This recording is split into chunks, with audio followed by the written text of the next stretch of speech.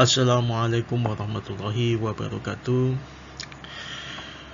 Puji syukur kita panjatkan kehadirat Allah Subhanahu wa Ta'ala atas kadar rahmatnya kita bisa berjumpa lagi dalam keadaan sehat walafiat. Sebelum kita memasuki materi tentang penjajahan bangsa Arab pada Indonesia, alangkah baiknya kita berdoa dulu agar apa yang kita pelajari nanti mendapatkan suatu ridho dari Allah Subhanahu wa Ta'ala. Berdoa dimulai.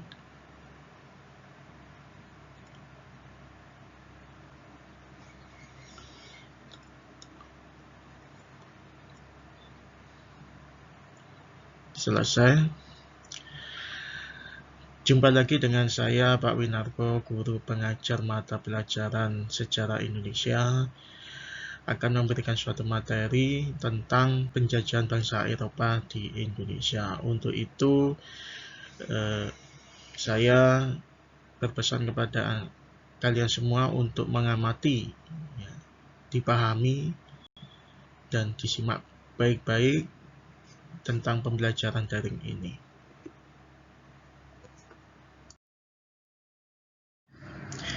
Adapun tujuan pembelajaran untuk materi ini adalah yang pertama, menganalisis dan mengolah informasi peristiwa sejarah pada masa penjajahan bangsa Barat berdasarkan konsep perubahan dan berkelanjutan. Yang kedua, menganalisis dan mengolah informasi tentang proses masuk dan berkembangnya penjajahan bangsa Barat, yaitu Portugis, Spanyol, Belanda, dan Inggris di Indonesia. Yang ketiga, menganalisis dan mengolah informasi tentang strategi perlawanan bangsa Indonesia terhadap penjajahan bangsa Barat di Indonesia sebelum dan sesudah abad ke-20. Pada materi pembelajaran ini, karena banyaknya bahan dan bahasan yang kita ungkapkan, kita jelaskan, maka saya bagi menjadi 2 sesi ya. Nah, ini merupakan sesi yang pertama. Nanti sesi yang kedua insya Allah pada perjumpaan berikut dengan materi yang sama dengan saya.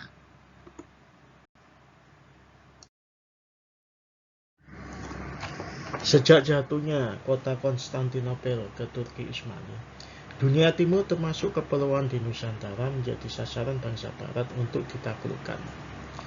Dengan semboyan 3G, yaitu Gold, Glory, dan Gospel, bangsa Barat melakukan penjajahan samudera untuk mencari rempah-rempah dan sekaligus mencari koloni.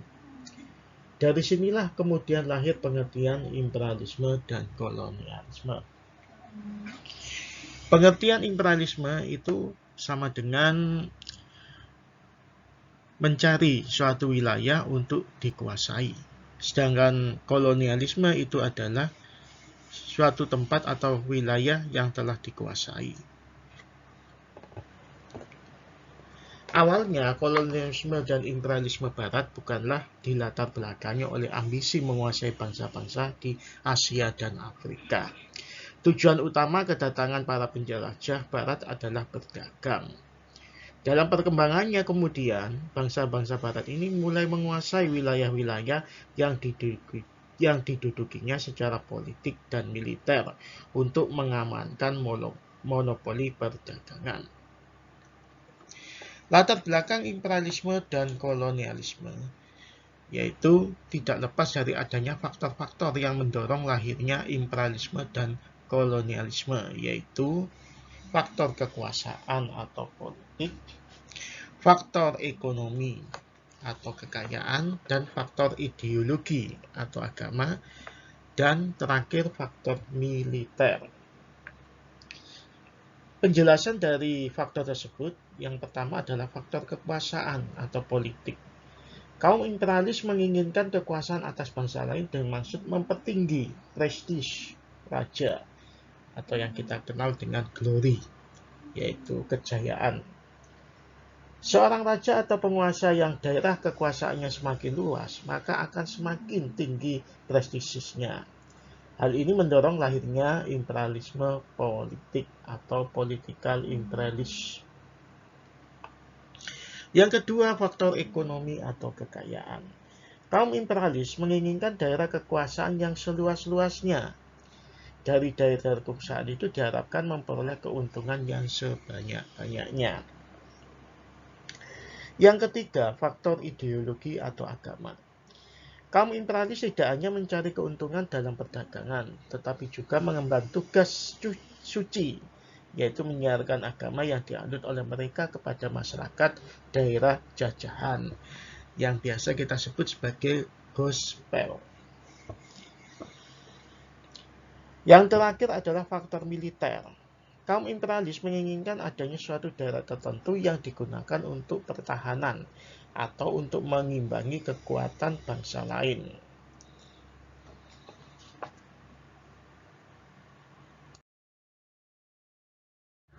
Sebagaimana yang dijelaskan sebelumnya, tujuan kedatangan bangsa Eropa tidak terlepas dari adanya pertama mencari kekayaan berupa emas atau gold, yang kedua menyiarkan agama Kristen atau gospel, dan yang ketiga mencari kejayaan atau glory. Mencari kekayaan berupa emas atau gold. Orang-orang barat mencari kekayaan dengan berusaha meningkatkan pendapatan melalui perdagangan dan membeli rempah-rempah langsung dari negeri asal. Fakta-fakta yang menunjukkan bahwa harga cengkeh, pala, dan lada saat itu jauh lebih tinggi dari harga emas di pasaran Eropa. Berikutnya adalah menyiarkan agama Kristen atau gospel. Menyiarkan agama Kristen merupakan tugas suci. Mereka melakukan pelayaran dengan mengikut sertakan para penyiar agama untuk menyiarkan agama di daerah-daerah yang didatangi mereka. Jadi mereka menyertakan para misionaris ya, yaitu yang beragama Nasrani untuk menyebarkan agama di wilayah-wilayah yang akan didudukinya. Berikutnya adalah mencari kejayaan atau glory. Mencari kejayaan dimaksudkan untuk menemukan dan menguasai sebanyak-banyaknya daerah bangsa lain. Karena dengan memiliki banyak daerah kekuasaan, mereka merasa bangga dan terhormat.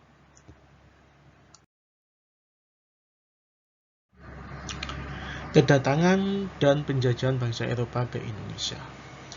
Kedatangan bangsa Portugis. Portugis masuk ke Nusantara atau Indonesia di bawah pimpinan pelaut terkenalnya Afonso de Albuquerque pada tahun 1453 sampai 1515. Afonso arsitek utama ekspansi Portugis ke Asia serta orang Eropa pertama yang memulai kolonisasi Eropa selama berabad-abad atas Nusantara. Sasaran pertama ekspedisi militernya adalah Malaka.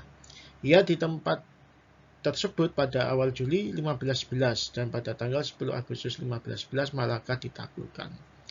Setelah menguasai Malaka pada tahun 1512, Portugis menjalin komunikasi dengan kerajaan Pajajaran yang bercorak Hindu untuk menandatangani perjanjian dagang, terutama lada. Perjanjian dagang tersebut kemudian diwujudkan pada tahun 1522 dalam bentuk dokumen kontrak. Persekutuan Portugis Pajajaran kemudian mencemaskan kerajaan-kerajaan Islam di Jawa, terutama Kesultanan Demak, pada tahun 1475 sampai 1548. Khawatir akan kedudukan Jawa oleh Portugis, Demak menyerang Pajajaran pada tahun 1526 dan 1527. Kemungkinan besar karena terdesak serta mendapat perlawanan sengit dari Kesultanan Demak, kelak Portugis lebih banyak beroperasi di kepulauan rempah-rempah, yaitu Maluku, sampai disingkirkan oleh Belanda di Pulau Timor, Solor, dan Flores pada tahun 1599. Portugis melakukan ekspedisi ke daerah utama penghasil rempah-rempah yaitu Maluku pada tahun 1512. Ekspedisi ini dipimpin oleh utusan Albuquerque bernama Antonio de Abreu dan Francisco Serrao. Mereka membuang sawu atau berlabuh di Kepulauan Banda dan Kepulauan Penyu dan Ternate. Mereka juga merintis poros perdagangan Ternate, Malaka, Goa, Lisbon. Di Ternate, Portugis menjalin persekutuan dengan Kesultanan Ternate. Ternate berkepentingan untuk menerima Portugis, yaitu untuk mengimbangi Tidore. Sejak kemunculannya pada pertengahan abad ke-13, Kesultanan Ternate dan Tidore sudah berebut hegemoni. Ternate merangkul Portugis pada tahun 1512, sedangkan Tidore Tidore bersekutu dengan Spanyol tahun 1522.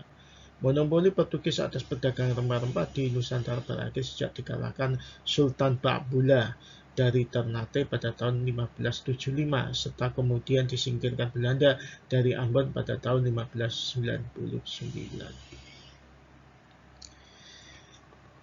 Kedatangan bangsa Spanyol ke Indonesia. Bangsa Spanyol berada di Indonesia tahun 1521 sampai 1529. Terlebih dahulu masuk ke Filipina melalui Ferdinand Magellan. Spanyol berhasil mencapai ke Pulau Maluku pada tahun 1521 di bawah pimpinan Sebastian Elcano. Pelaut-pelaut Spanyol kemudian membangun persekutuan dengan Kesultanan Tidore.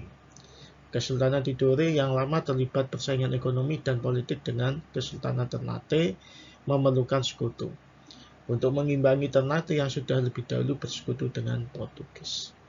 Kedatangan Spanyol di Tidore membuat Portugis merasa terganggu, maka terjadilah konflik di antara kedua negara tersebut.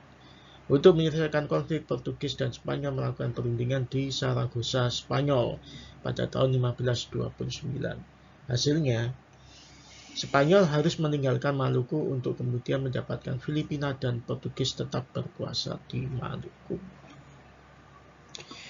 Kedatangan bangsa Belanda ke Indonesia. Pada tahun 1596, ekspedisi yang dipimpin Cornelis de Houtman tiba di Pelabuhan Banten setelah memulai keberangkatannya dari Pelabuhan Amsterdam tahun 1595. Cornelis de Houtman adalah seorang mu'alim yang pernah bekerja di sebuah kapal Portugis.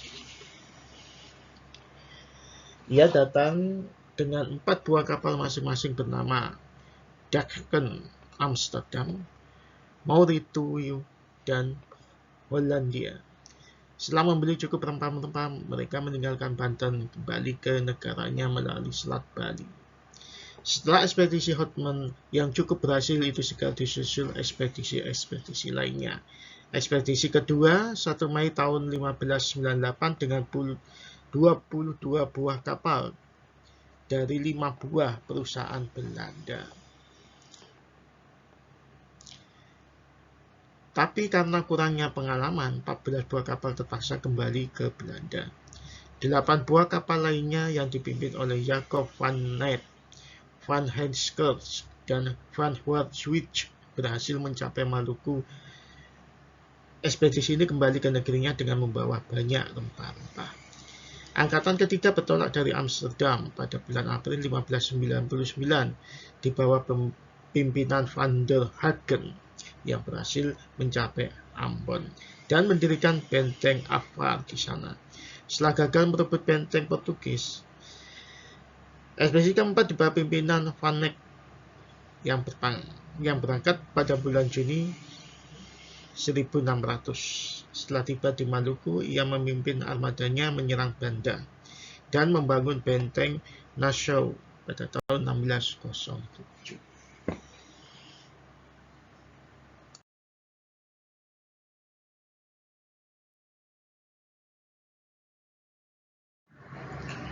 Keberhasilan ekspedisi kedua membuka jalan bagi mengalir derasnya rempah-rempah ke Belanda pada tahun-tahun berikutnya.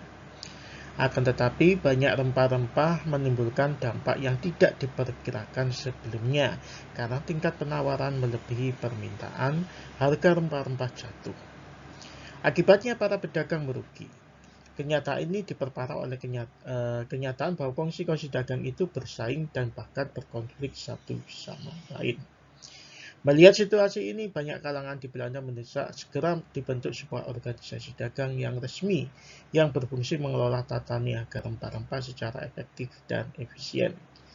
Pada tahun 1602, pemerintah Belanda membentuk Serikat Dagang untuk India dan wilayah timur yang disebut dengan Verenigde Oost-Indische Compagnie atau VOC, atau yang lebih lazim dikenal dengan sebutan Company. Pemegang sahamnya adalah pedagang-pedagang besar Belanda. Adapun tujuan dari dibentuknya VOC ini adalah yang pertama menghilangkan persaingan di antara sesama pedagang Belanda. Yang kedua, agar mampu bersaing dengan pedagang-pedagang asing lain.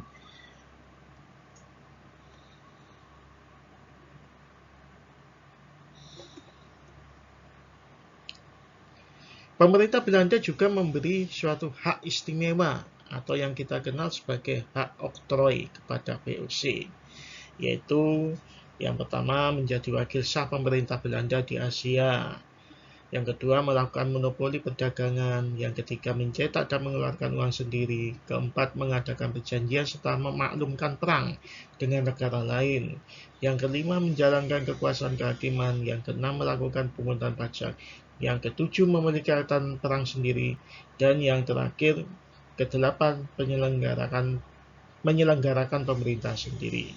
Dengan wewenang seperti ini, sebuah perkumpulan dagang seperti VOC dapat bertindak sebagai layaknya sebuah negara.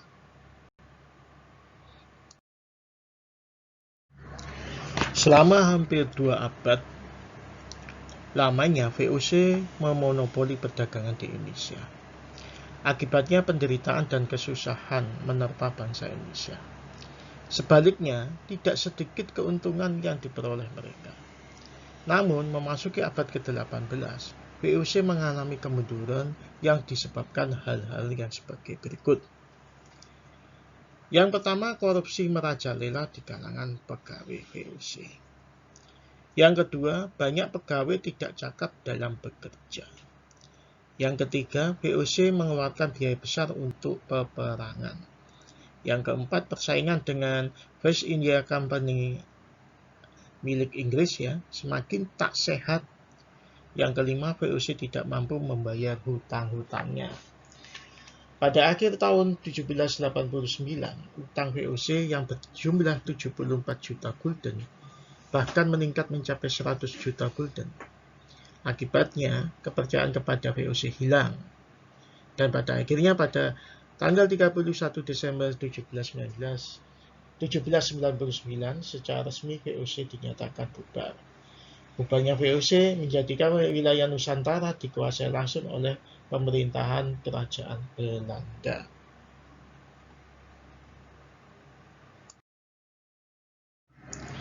Akibat timbulnya revolusi Prancis pada abad ke-17 berimbas atau berakibat pada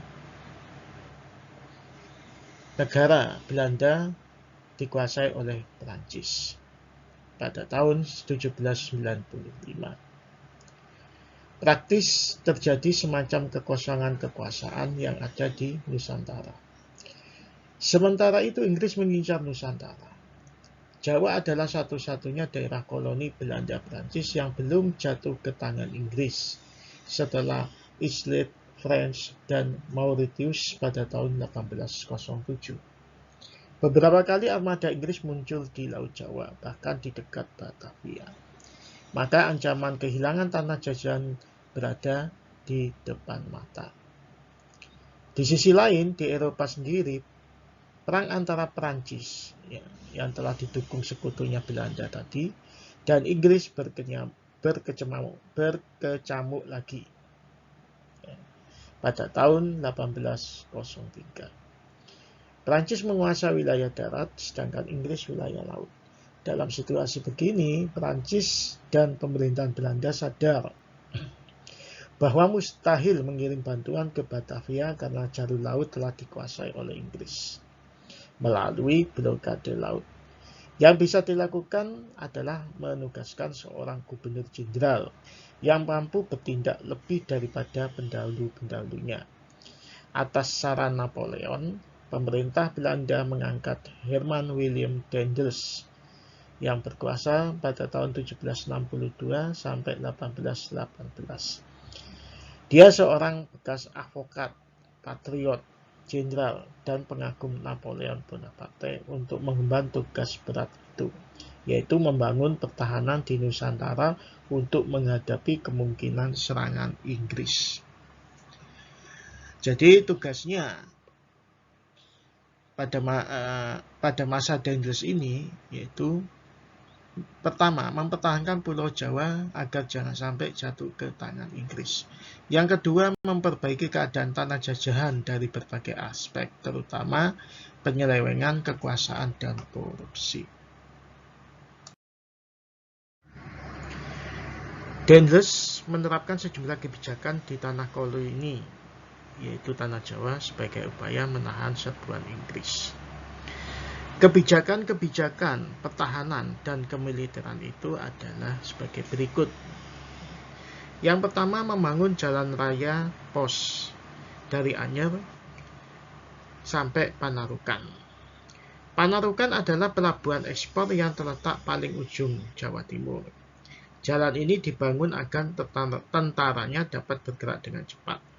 Selain itu juga untuk mengangkut kopi dari pedalaman Priangan ke Batavia melalui pelabuhan Cirebon dan Indramayu.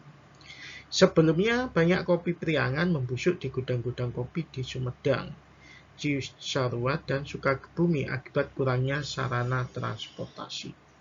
Dalam rangka mensukseskan pembangunan jalan itu, Dendles memperlakukan kerja wajib serta melanjutkan pemungutan.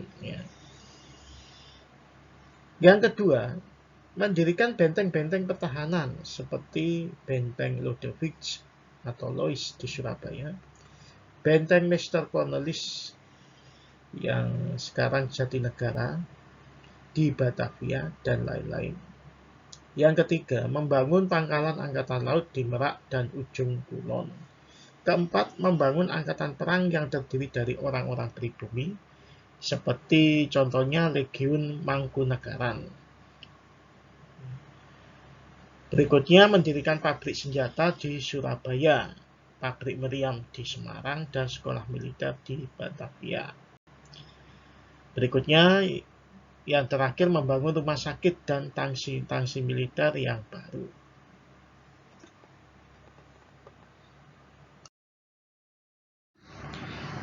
Selain kebijakan pertahanan dan kemiliteran tersebut di atas tadi, Dendles juga menerapkan sejumlah kebijakan lain, seperti yang pertama, membagi Pulau Jawa menjadi 9 prefektur, setara dengan Karisidenan. Yang kedua, mengangkat para bupati di seluruh Pulau Jawa menjadi pegawai pemerintah. Yang ketiga, menaikkan gaji pegawai agar tetap loyal kepada pemerintah kolonial, serta menindak pegawai yang korup dengan hukuman seberat-beratnya. Yang keempat, mendirikan badan pengadilan yang disesuaikan dengan adat istiadat yang berlaku. Dendles ini juga dikenal sebagai penguasa yang otoriter. Kebijakannya menjual tanah pemerintah kepada pengusaha swasta asing dalam rangka mencari dana untuk memajukan dan mempertahankan Jawa dari serangan Inggris dianggap melanggar undang-undang. Sehingga pada tahun 1811, Dendles digantikan oleh Gubernur Jenderal Jan Willem Jansen. Di bawah kekuasaan Jansen, Inggris menyerang Jawa. Melalui serangan darat dan laut, Inggris berhasil memaksa Jansen menyerah di Tuntang yang berada di Jawa Tengah pada tahun 1811. Penyerahan kekuasaan ini ditandai dengan ditandatangannya Perjanjian Tuntang pada tahun 1811.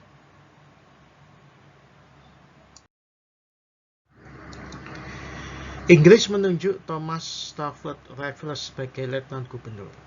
Kekuasaan Inggris di Indonesia ini diwakili oleh kongsi dagang Inggris bernama East Indian Company atau AIC yang berkedudukan di Kalkuta, India. Selama pemerintahannya, Raffles sangat menekankan asas-asas liberal, yaitu kebebasan, kesetaraan, dan supremasi hukum. Hal ini diwujudkan dalam beberapa kebijakan, yaitu antara lain yang pertama, menghapus sistem tanam paksa dalam bentuk Brengerstelsel, rodi atau kerja paksa, serta menghentikan perdagangan budak. Yang kedua, memberi kebebasan kepada rakyat untuk menentukan tanaman yang ditanam. Pemerintah hanya berkewajiban membuat pasar untuk merangsang petani menanam tanaman ekspor yang paling menguntungkan. Yang ketiga, menghapus pajak hasil bumi dan sistem penyerahan wajib yang sudah diterapkan sejak zaman VOC. Yang keempat, menetapkan tanah sebagai milik pemerintah dan petani hanyalah penggarap. Sebagai penggarap, petani dikenakan sewa tanah.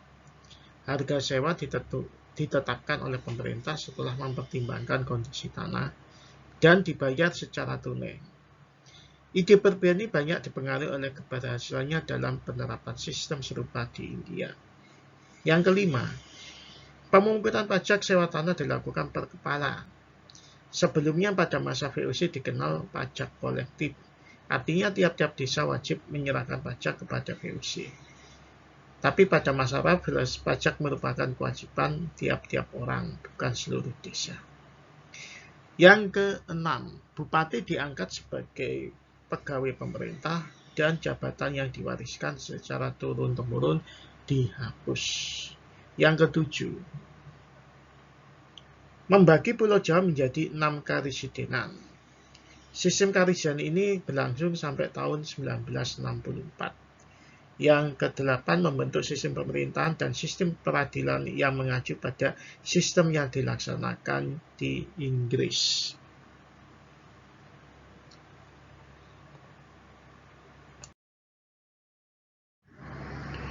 Dalam prakteknya, sistem sewa tanah gagal karena alasan-alasan sebagai berikut.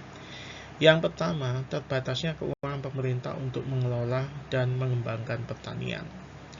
Yang kedua, terbatasnya pegawai yang cakap dan berpengalaman untuk mengurusi dan mengelola sistem sewa tanah. Yang ketiga, masyarakat Indonesia belum terbiasa dengan tanaman ekspor, seperti India yang pernah mengalami sistem sewa tanah di bawah Inggris. Sistem pertanian Indonesia pada masa itu masih sangat sederhana dan untuk konsumsi sendiri. Yang keempat, masyarakat Indonesia belum terbiasa dengan ekonomi uang. Itulah sebabnya hasrat untuk memperoleh keuntungan dari produktivitas hasil pertanian belum ada. Yang kelima, pajak tanah terlalu tinggi. Yang keenam, pegawai pemerintah bertindak sewenang-wenang dan korup. Pada kekuasaan Raffles ini relatif singkat, yaitu tahun 1811 sampai 1816. Hal ini terkait dengan kekalahan Napoleon,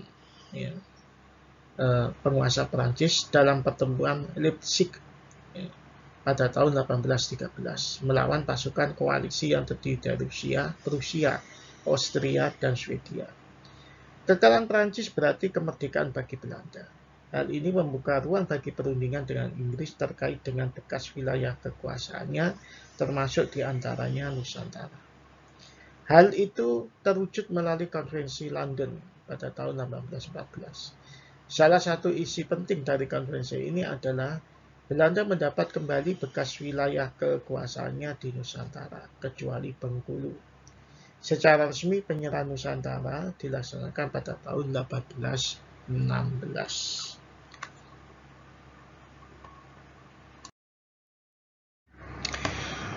Pada bagian akhir pembelajaran ini adalah evaluasi.